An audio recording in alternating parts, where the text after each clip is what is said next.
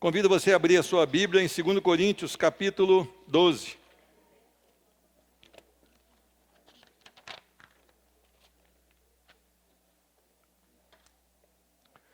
Segunda carta aos Coríntios, capítulo 12.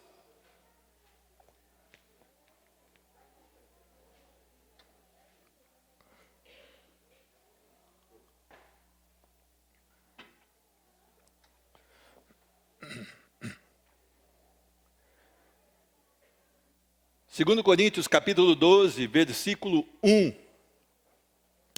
Se é necessário que me glorie, ainda que não convém, passarei as visões e revelações do Senhor. Conheço um homem em Cristo que há 14 anos foi arrebatado até o terceiro céu. Se no corpo ou fora do corpo, não sei, Deus o sabe. E sei que tal homem, se no corpo ou fora do corpo, não sei, Deus o sabe, foi arrebatado ao paraíso e ouviu palavras inefáveis, as quais não é lícito ao homem referir. De tal coisa me gloriarei, não porém de mim mesmo, salvo nas minhas fraquezas. Pois se eu vier a gloriar-me, não serei nécio, porque direi a verdade, mas abstenho-me para que ninguém se preocupe comigo mais do que em mim vê ou de mim ouve.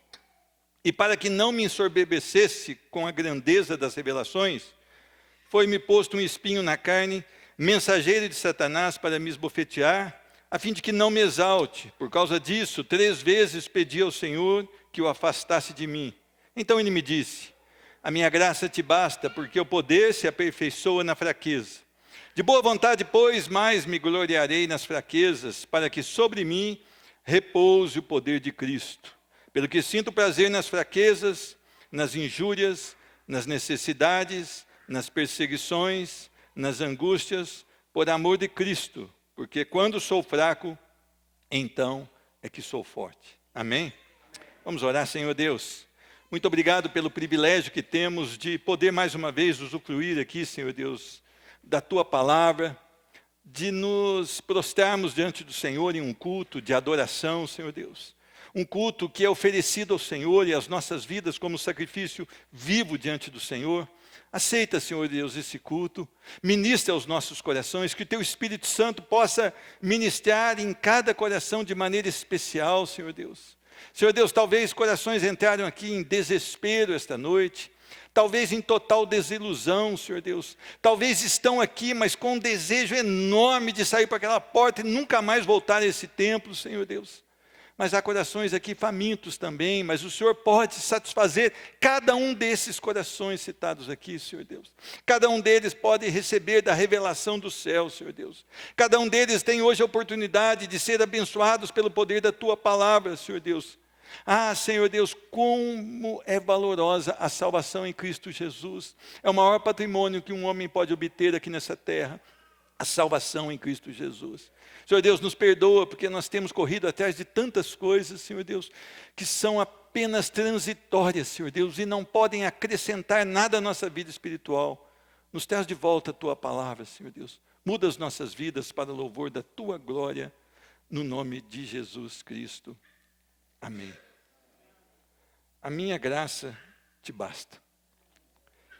Meus irmãos, Paulo estava sendo ameaçado aqui.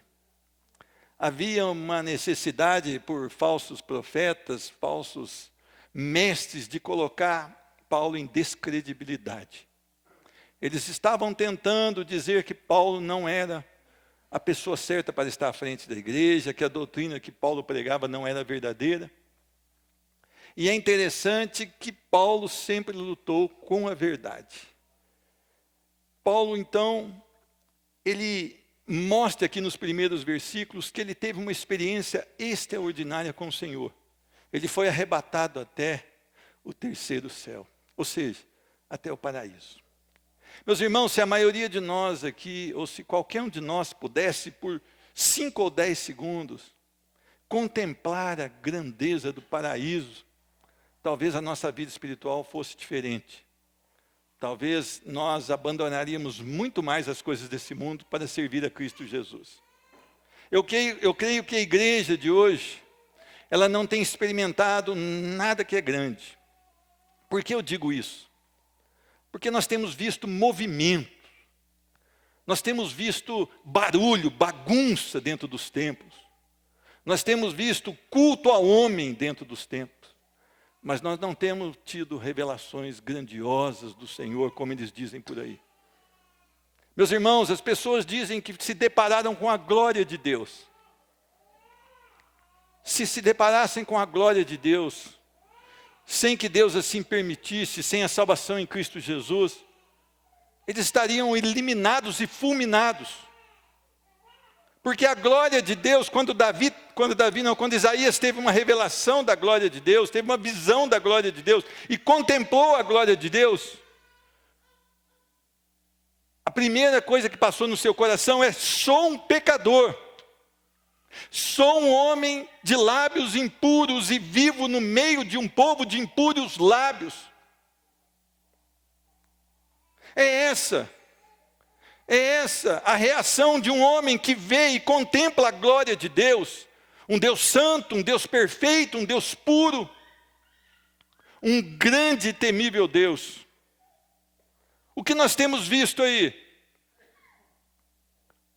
Barulho, bagunça, luzes apagadas e culto ao homem.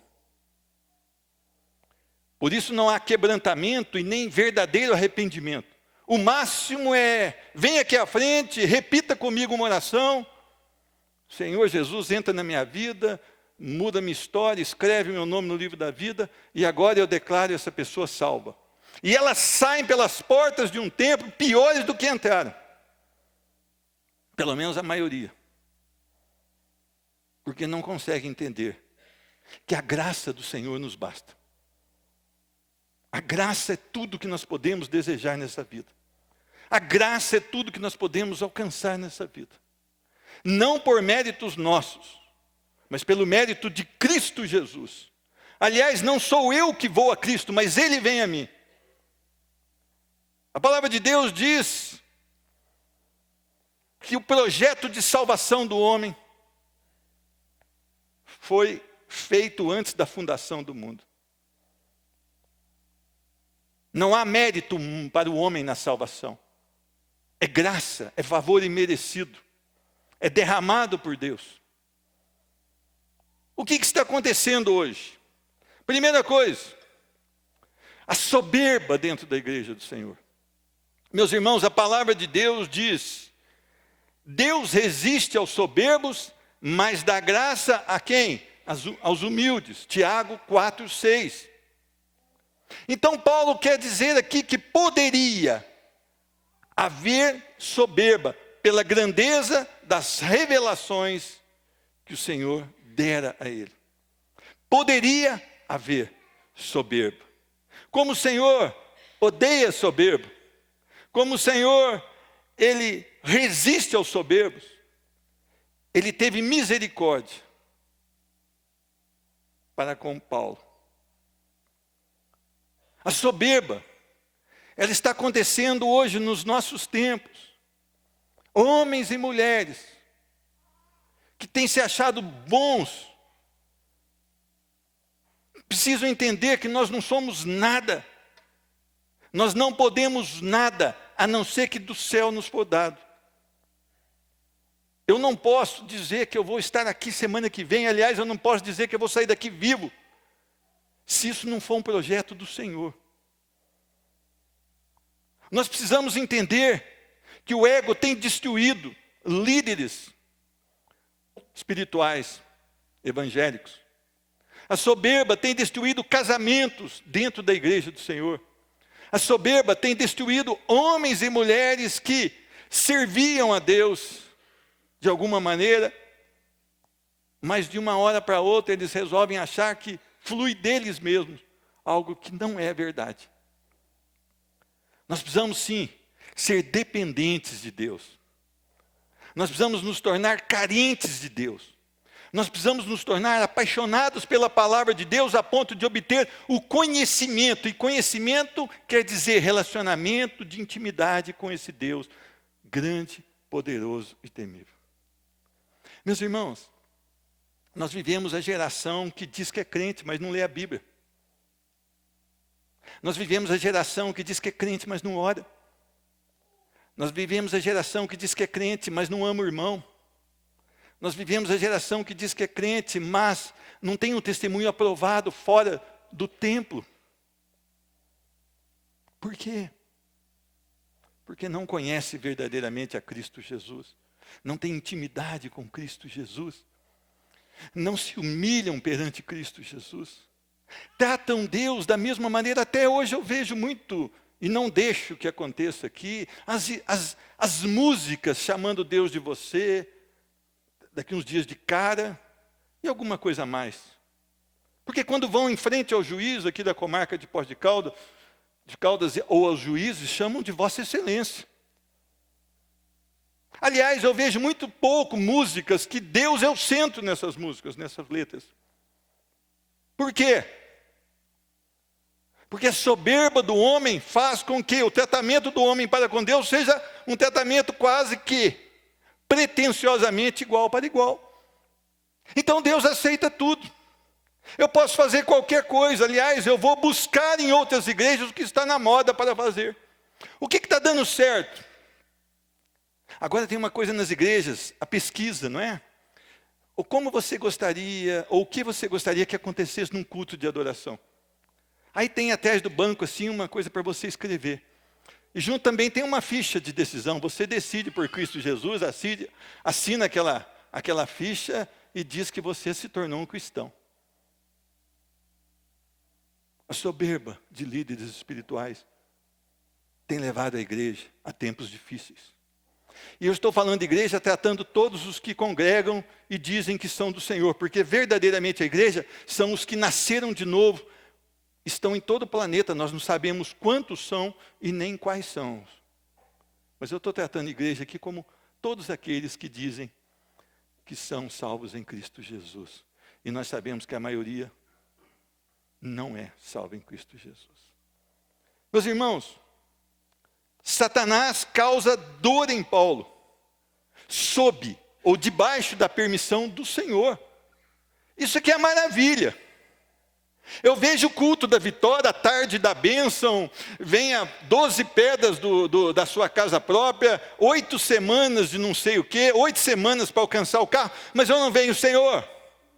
Eu quero um espinho na carne, porque a soberba no meu coração tem crescido. Vocês já viram isso? Senhor, me disciplina, porque eu tenho crescido em soberba, o meu coração tem se inflado em soberba. Tem isso? Tem a faixa na frente da igreja? Eu quero um espinho na carne? Não, né? Hoje tem tudo, né? Tem festa junina, tem a noite do jovem, a noite do adulto, tem a noite do meia-idade, da terceira idade, tem a tarde, jantar de não sei quem. Coisas que nós não encontramos aqui dentro desse livro. Mas é o que nós temos visto. É o que nós temos presenciado. Qual que era o objetivo do Senhor? Então permitir que Satanás tocasse na vida de Paulo. Não haver soberba. Aliás, o Senhor permitiu, como nós recebemos a ministração aqui ontem, que o Senhor permitiu que Satanás tocasse em Jó. E num só dia, Jó perdeu todos os seus bens e os seus 10 filhos. E qual foi a reação de Jó? Rasgou as suas vestes, lançou-se ao pó e bradou: bendito seja o nome do Senhor. Nu saí do ventre da minha mãe e nu voltarei. Louvado seja o Senhor. Mas é interessante que o diabo disse: mas olha, nós tocamos só nas coisas que ele tem. Se tocássemos na pele dele, ou colocássemos a enfermidade em Jó, ele blasfemaria contra o Senhor. E o Senhor falou: toca em Jó. Não o mate, porque há uma coleira no Satanás, né? Vai até ali que eu estou dando ordem. E é interessante que Jó então toca. Diz a palavra que as feridas de Jó foram da planta dos seus pés no alto da sua cabeça. Diz que Jó ele cheirava mal. E a sua mulher, aquela mulher que participava de tudo que tinha na igreja, tudo quanto é chá, tudo quanto é coisa, mas que não era crente, diz: amaldiçoa o teu Deus e morre. E Jó diz: falas como uma doida? Recebi do Senhor o bem, porventura não receberia o mal? Bendito seja o nome do Senhor. Então é interessante que o Senhor usa de meios que nós odiamos, não é? Mas que nos tornaria homens e mulheres aprovados nele. A segunda coisa que eu aprendo aqui, a oração sem resposta esperada. Muitas vezes eu oro e ensino Deus: Senhor, eu quero viajar para tal lugar, dia 22, às 14 horas, e eu quero a sua bênção, eu quero a sua aprovação, eu quero o seu milagre. Mas é interessante que eu não oro antes de fazer do projeto: Senhor, o que o Senhor entende nisso que passa no meu coração? Vem do Senhor ou não? Me dá o discernimento. Paulo aqui, ele faz um pedido ao Senhor. Versículo 8: por causa disso, 3 vezes pedi ao Senhor que o afastasse de mim um mal que afligia Paulo. Alguns dizem que é perseguição, outros dizem que é alguma coisa na sua saúde, alguns dizem que até na visão. Nós não sabemos, mas alguma coisa estava sendo ou afligindo a Paulo, e era com um final proveitoso. 3 vezes pediu o alívio.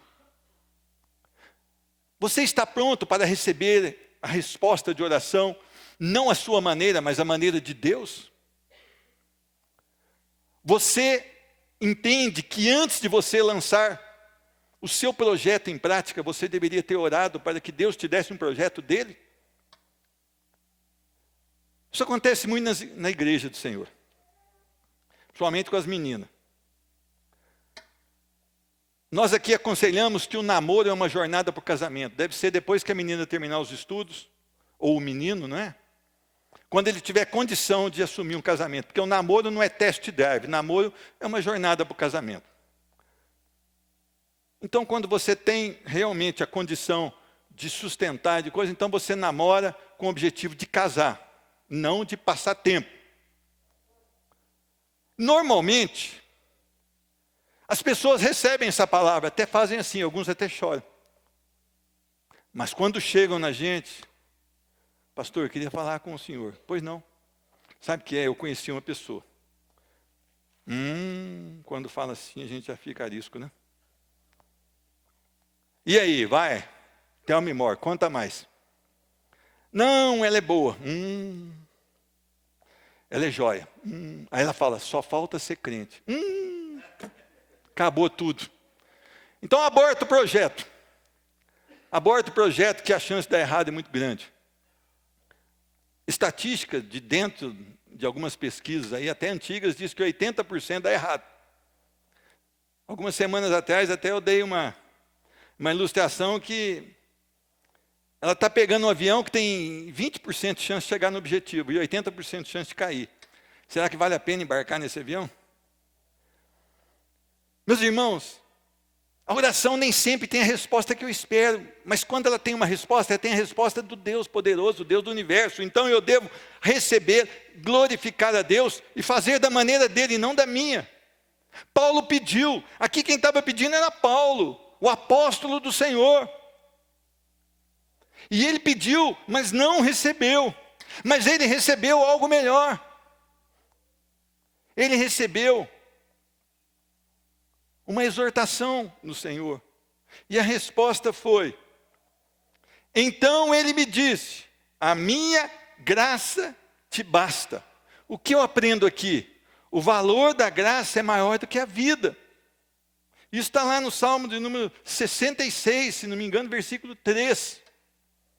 A graça é melhor do que a vida. Eu preciso entender que a graça, o favor imerecido de Deus é tudo que eu preciso.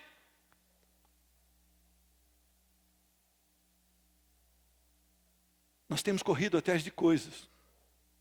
Nós temos corrido atrás de títulos. Nós temos corrido atrás de coisas que não podem satisfazer o nosso coração de maneira alguma. Se você hoje ganhasse todo o dinheiro que está depositado no Tesouro do Brasil, daqui uma semana você continuaria infeliz. Ou talvez você seria mais infeliz. Por quê? Nada desse mundo pode satisfazer os nossos corações. Por que as igrejas estão tão preocupadas com a casa própria, com o carro? Muitas vezes você pede um testemunho, eu consegui comprar meu carro. Dá o testemunho, meu filho conseguiu tirar a CNH. Dá o testemunho, eu consegui isso, eu consegui aquilo, eu consegui. Tudo coisa perecível. O nosso testemunho deveria ser, olha, hoje eu amo mais a Cristo que ontem, porque eu fui abençoado com a sua palavra. E o Espírito Santo tocou meu coração e me encheu da glória de Deus. E nós não estamos entendendo, a minha graça te basta. Olha que maravilha. Essa é a aliança que o Senhor fez com os seus antes da fundação dos tempos em Cristo Jesus. É o favor imerecido. O homem está andando perdido nos seus deleites e prazeres e de repente Deus o encontra e Deus o atrai e o salva. E somos salvos pela graça, esse favor imerecido. Eu vejo as pessoas muitas vezes caminhando numa estrada, tentando agradar a Deus ali, descalças, com os pés sangrando, tentando chegar a algum lugar, porque diz que vão agradar a Deus. Você não vai agradar a Deus, Deus não quer sacrifícios. Deus quer um coração quebrantado, contrido, arrependido, humilhado na presença do Senhor. Eu e você precisamos entender que a graça, ela perdoa. Meus irmãos, hoje eles estão fornecendo uma graça e oferecendo uma graça que traz o homem à libertinagem. Pastores, 3º, 4º casamento. Jovens da igreja com relacionamento sexual antes do casamento.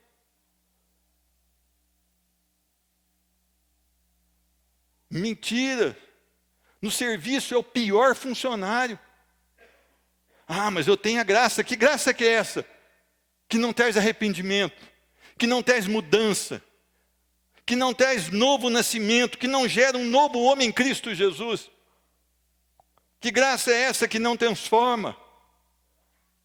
Que graça é essa que não te conduz à santificação?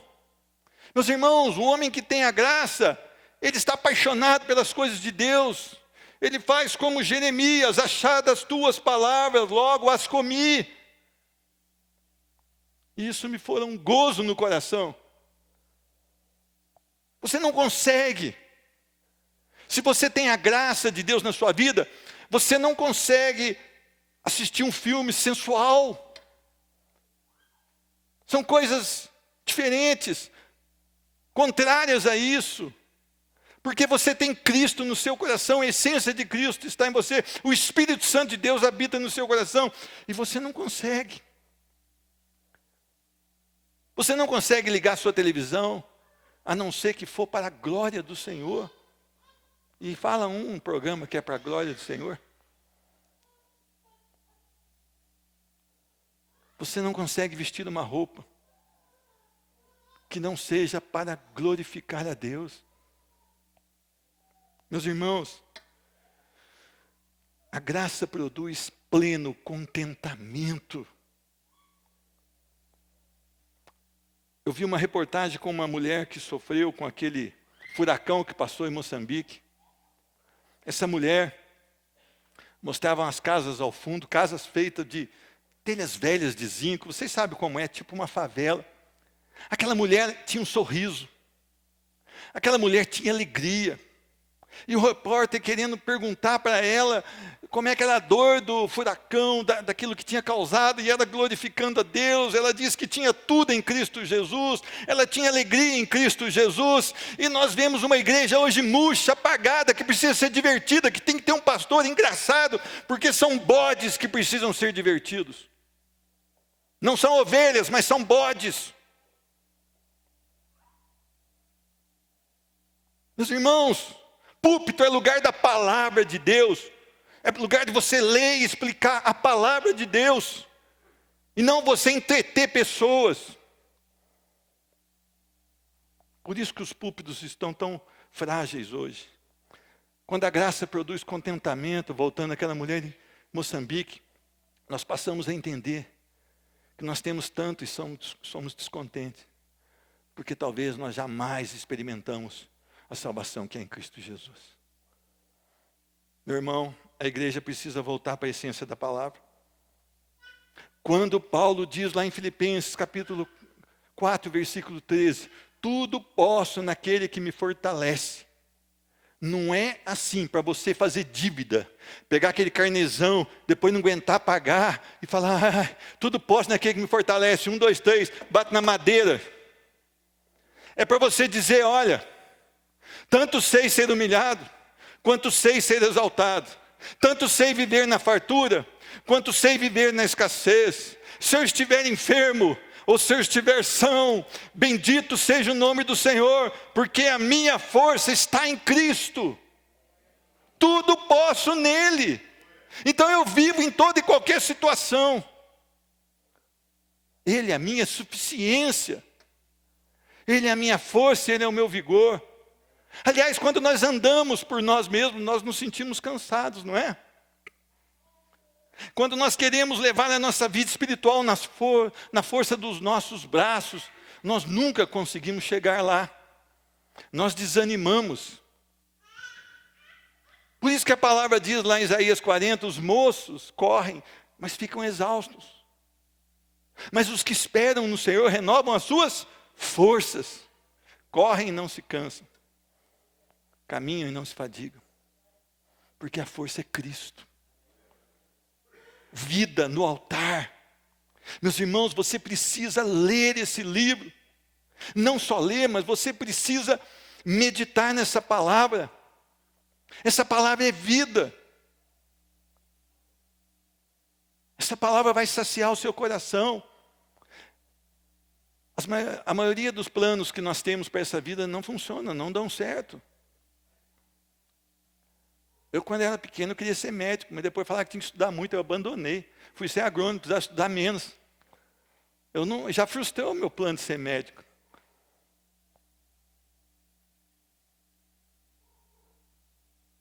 Mas é interessante, um projeto que eu não tinha, ser servo de Cristo.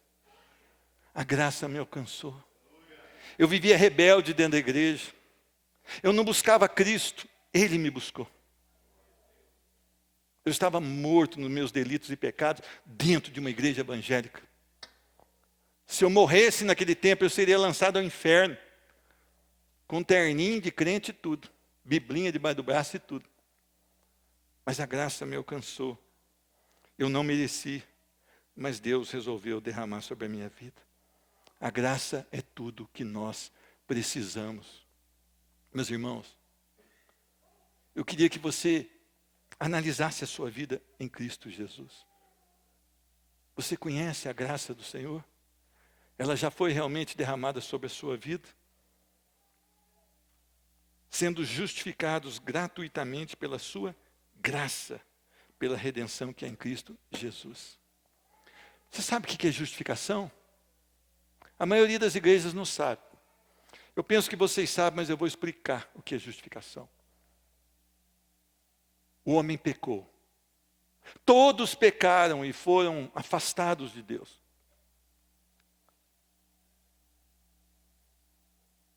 Cristo Jesus, o Deus conosco, se fez homem, veio, ensinou o Evangelho. A pregação de Jesus era simples: arrependei-vos porque é chegado o reino de Deus, crede no Evangelho.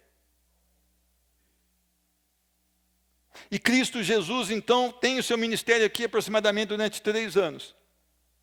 E ele vai à cruz do Calvário. Um projeto de Deus. Ele tinha que ir à cruz. E ele vai àquela cruz. E é morto. E os nossos pecados, dos salvos, os que foram, os que estão sendo hoje e os que serão até o último dia, são lançados sobre Cristo Jesus. Então, justificado, legalmente agora, eu não sou mais condenado, porque os meus pecados estão sobre Cristo Jesus. E ele morreu no meu lugar. É isso que nós precisamos, meu irmão. O que as igrejas estão inventando hoje não estão aqui na palavra. É só disso que nós precisamos, justificação em Cristo Jesus. Só isso que nós precisamos aqui. 4. Quanto mais fraco o homem usado por Deus, mais claramente brilha a graça de Deus nele. Olha que maravilha o que diz. Quando Deus fala a Paulo, a minha graça te basta porque o poder se aperfeiçoa na fraqueza. Agora Paulo então ele tem uma mudança de entendimento e de comportamento. De boa vontade, pois, mais me gloriarei nas fraquezas, para que sobre mim repouse o poder de Cristo.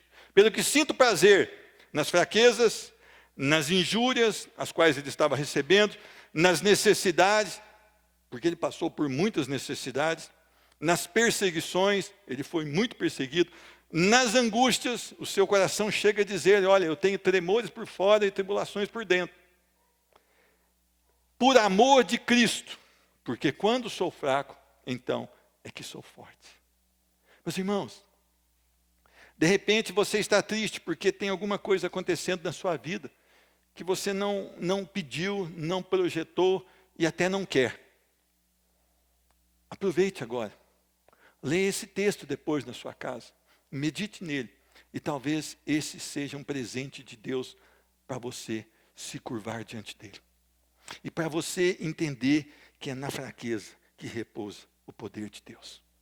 Meus irmãos, quando nós nos consideramos fracos, nós temos algo bom no nosso coração. A glória de Deus. O poder de Deus. O poder do Evangelho. Quando nós entendemos que somos limitados, que não temos condição de nada, o poder do Evangelho vem e nos leva a momentos gloriosos. Você já experimentou da paz que excede todo entendimento?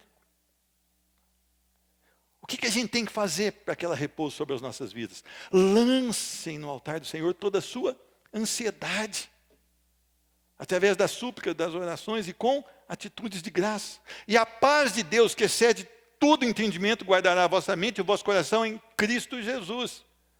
É inexplicável. Talvez você passe por um momento difícil e você glorifique a Deus e você dê glórias ali no meio de um povo ímpio, um povo que não entende, ou um povo convencido do Evangelho, mas que não é crente ainda, e pessoas vão se converter, porque o seu testemunho é impactante, porque Deus, Ele derrama sobre a sua vida algo maravilhoso, e você quando prova desse amor, dessa paz que excede entendimento, há um grito, há um louvor no seu coração, mesmo que você passe pelo vale da sombra da morte, você tem o consolo de Deus.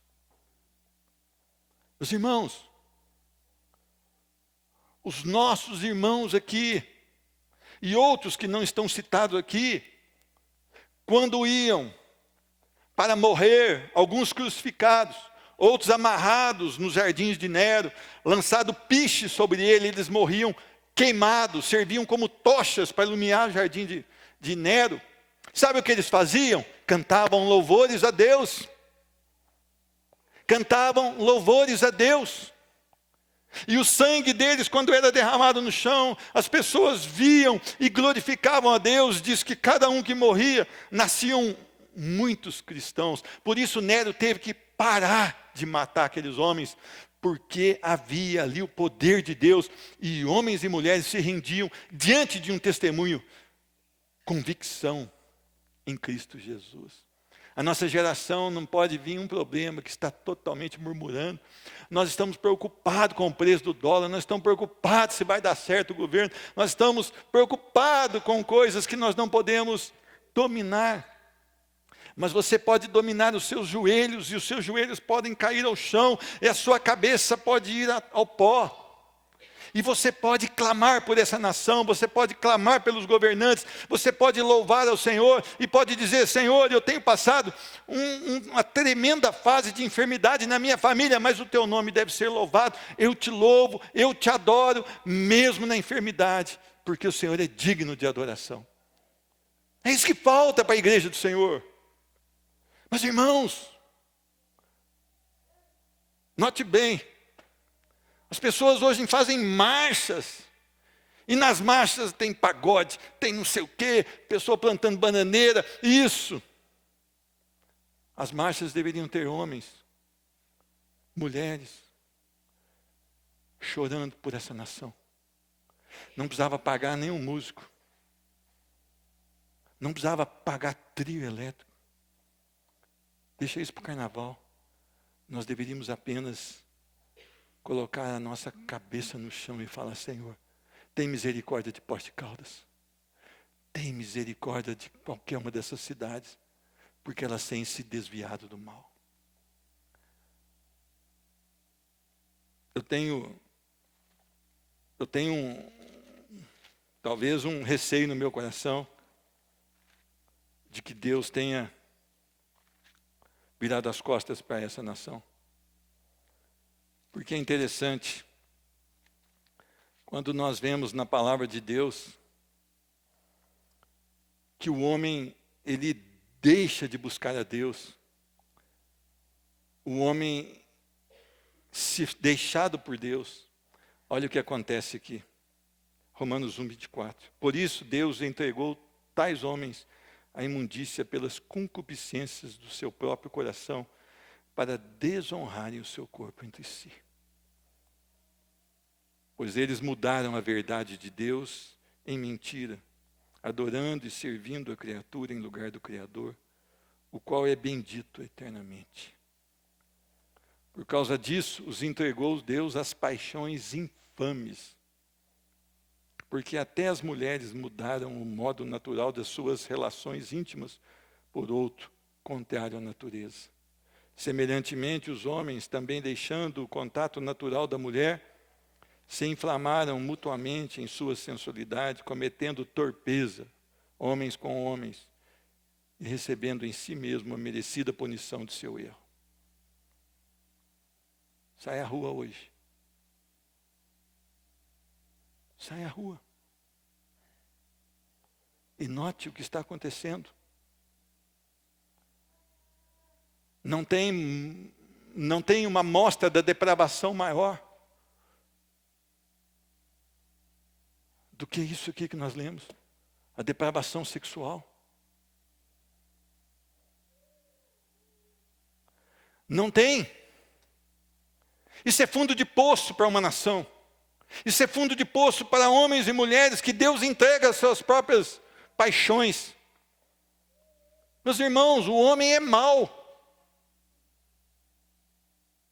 Você sabe que a palavra diz que o meu e o seu coração são extremamente corruptos?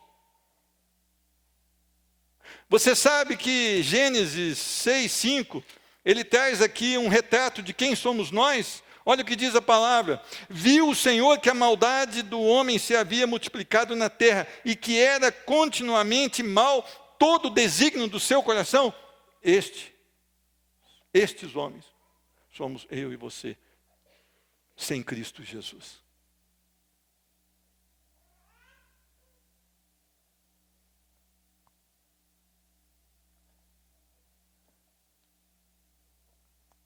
Tenha dependência total e exclusiva de Deus. Viva para louvor da sua glória. Não caia na onda.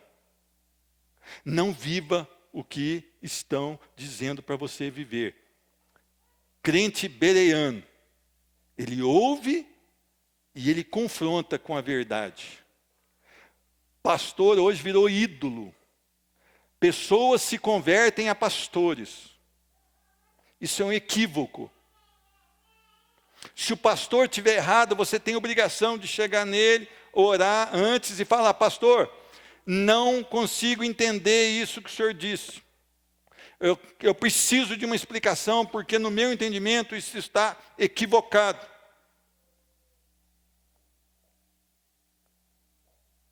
Aqui há uma verdade.